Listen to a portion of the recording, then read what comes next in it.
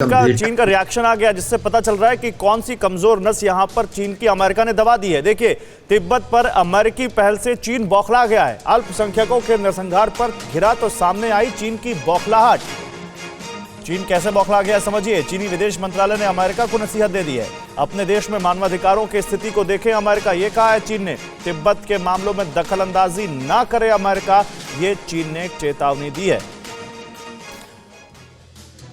तो देखिए, चीन की तरफ से बौखलाहट सामने आ गई इस फैसले को लेकर। और आइए अब ये समझते हैं कि तिब्बत पर चीन और अमेरिका के बीच आखिर क्यों ठनी है और दोनों देशों की ओर से क्या कुछ कहा गया है और क्या कुछ किया गया है, ये सब कुछ हम समझ लेते हैं। अमेरिका ने तिब्बत के मसलों के लिए स्पेशल कोऑर्डिनेटर नियुक्त करने का ऐलान कर दिया। उजरा जिया का जो नाम हमने आपको बताया, जवाब में चीन ने कहा तिब्बत हमारा अंदरूनी मसला है, विदेशी दखल यहां पर बर्दाश्त नहीं किया जाएगा।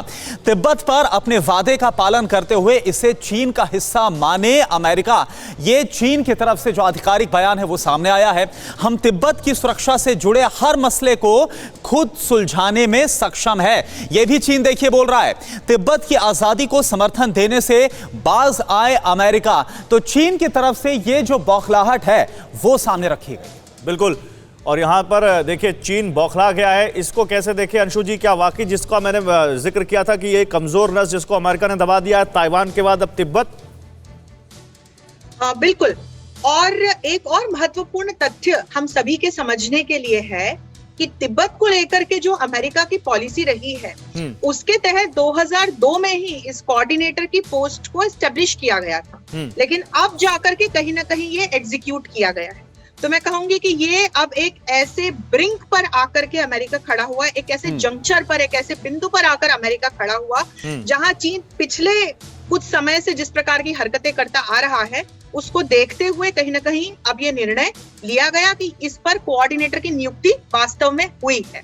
और निश्चित तौर पर जिस तरह की प्रतिक्रिया चीनी सरकार से सामने आ रही है, हम सभी अखबारों में पढ़ रहे हैं, उसको पढ़कर तो यही लगता है कि वाकई में अमेरिका ने चीन की कमजोर नस को दबाया है। और अब कहीं ना कहीं इसी को पूरे वैश्विक स्तर से देखने की आवश्यकता है और बाकी के देशों का इसको सहयोग मिले, और न सिर्फ तिब्बत, ताइवान के मसले पर भी बिल्कुल इसी को लेकर, क्योंकि ताइवान का जो मसला है, देखिए जावेद गफारी आपके पास मैं आऊंगा, लेकिन जेके त्रिपाठी साहब एक बात आपसे समझना चाहेंगे। देखिए ताइवान को लेकर, क्योंकि ताइवान को फुल सपोर्ट अमेरिका की तरफ से, और इससे पहले ही चिढ़ा बैठा हुआ है चीन, और चीन की तरफ से भी कहा गया है कि अगर कुछ भी वहां पर अमेरिका की तरफ से किया जाता है, अंजाम बहुत खराब होगा, और अमेरिका भी इसके लिए पूरी तरह से तैयार वहां पर बैठा हुआ है। अब यहां तिब्बत के मसले पर स्पेशल कोऑर्डिनेटर का नियुक्त किया जाना, ये जो टेंशन पहले से अमेरिका और चीन के बीच में है, अब ये किस दिशा की तरफ और किस ओर जाती है आपको नजर आ रही है? देखिए, ये टेंशन बढ़ेगी, इसमें कोई शक नहीं है, इसमें कोई शुबा नहीं है, लेकिन ये कहां तक जाएगी यह भी नहीं कहा जा सकता। लेकिन यह है कि ये किसी वॉर में नहीं परिणत होगी, बल्कि ये एक तरह से वॉर ऑफ नर्व्स है। समझ लीजिए कि कौन देश पहले झुकता है, ये चीन को दबाने, चीन को घेरने और चीन के ऊपर अंतर्राष्ट्रीय दबाव के डालने की कोशिश है। क्योंकि आप देखते हैं चीन कई मौकों पे घिरा हुआ है, कई मौके पे मानवाधिकारों के हनन उसके आरोप लगता रहा है।